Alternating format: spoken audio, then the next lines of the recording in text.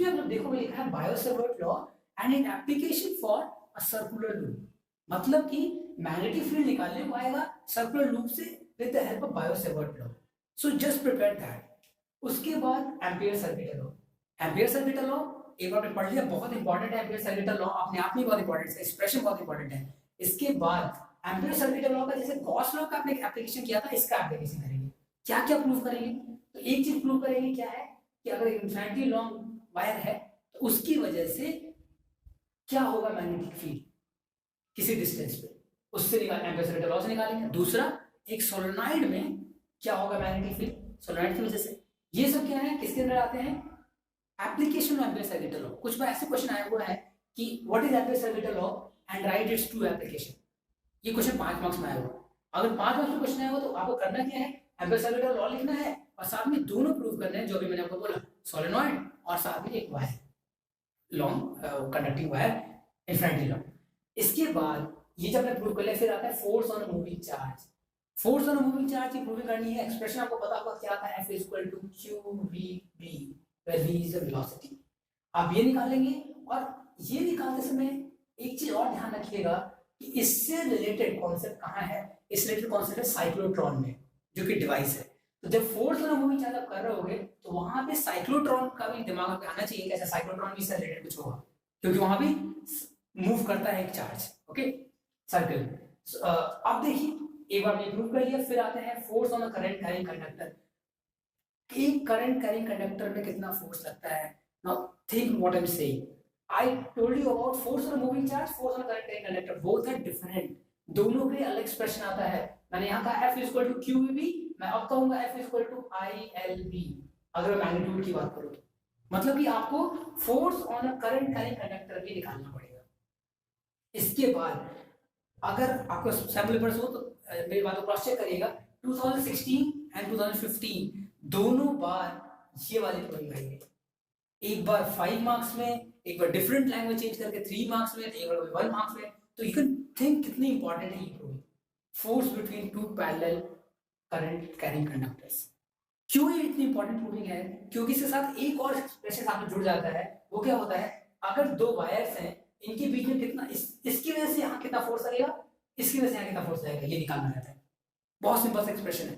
Magnetic field इधर निकल रही, करंट ऊपर जा रही है, तो बताइए कितना फोर्स आएगा यहाँ पे, इसकी वजह से और इसकी वजह से। आप एक बार ये जो 4 प्रूविंग्स हैं उसमें से इस प्रूविंग पे बहुत ज्यादा फोकस करना है। एक बार तो प्रूव कर लिया expression, force per unit length expression आ गया। फिर उसके बाद क्या प्रूव करना है, या फिर क्या क्वेश्चन अटैच होते हैं साथ, define 1 ampere. Now define 1 ampere using this derivation. जब इसको एक्सप्रेशन देखोगे, एक्सप्रेशन जब डिराइव करोगे, तो फाइनली आप 1 एम्पियर का डिफरेंशियल देख सकते हो। उससे क्या आएगी कि अगर कोई पैरेलल कंडक्टर्स रखे हुए हैं 1 मीटर अपार्ट रखे हुए हैं, तो जो फोर्स उनके बीच में लगेगा वो लगेगा 2 × 10⁻⁷ न्यूटन।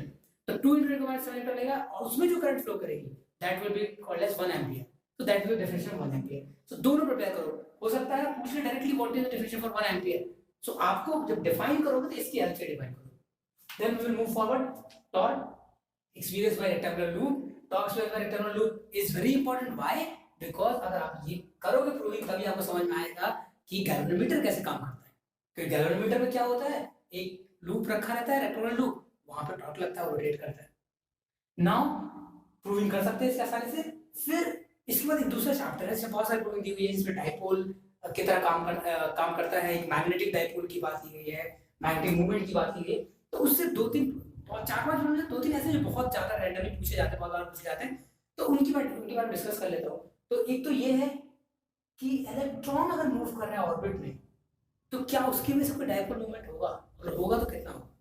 ये वाली प्रूविंग पे अटेंशन जाता नहीं जल्दी लोगों का, और ये प्रूविंग आ चुकी है बहुत बार।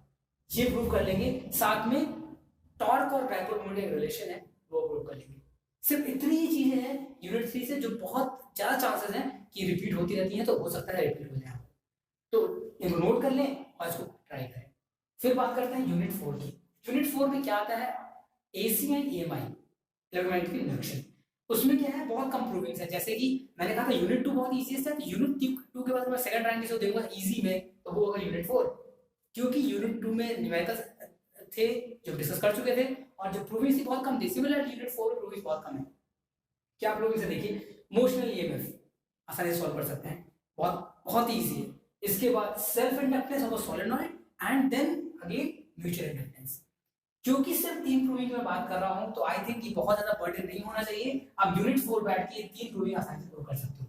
इसके बाद एसी में अगर मैं आ जाऊं तो एसी की बात करूं तो वहां में क्या होता है, एलसीआर सर्किट में कहां की प्रूविंग आती है, तो रेजोनेंस आता है, रेजोनेंस वाला कंडीशन। अगर एक एलसीआर सर्किट है तो उसमें उसका फेजर डायग्राम बनाओ, उसका इंपेडेंस का फॉर्मूला प्रूव करो, और रेजोनेंस कंडीशन में क्या होगा ये बताओ।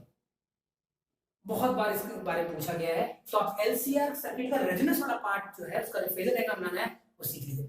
मैं तो ये रिकमेंड करूंगा कि फेजर बनाना सबके लिए सीखो आप, एलआर, सीआर, एलसीआर, बिकॉज कभी कभी लोग एलआर के लिए पूछ लेते हैं कि एलआर के लिए बताओ कि इंपेडेंस क्या होगा। अगर आपको फेजर बनाने आता है तो आप आसानी से प्रूव कर सकते हो। इसके अलावा एक और टॉपिक है जिसमें RMS value of current, AC current कितना होगा हमारे लिए, वो हो सकता है आ जाए आपको प्रूव करने के लिए। जल्दी आया नहीं है, बहुत रेयरली आया है, लेकिन क्योंकि वो टॉपिक है तो आप एक बार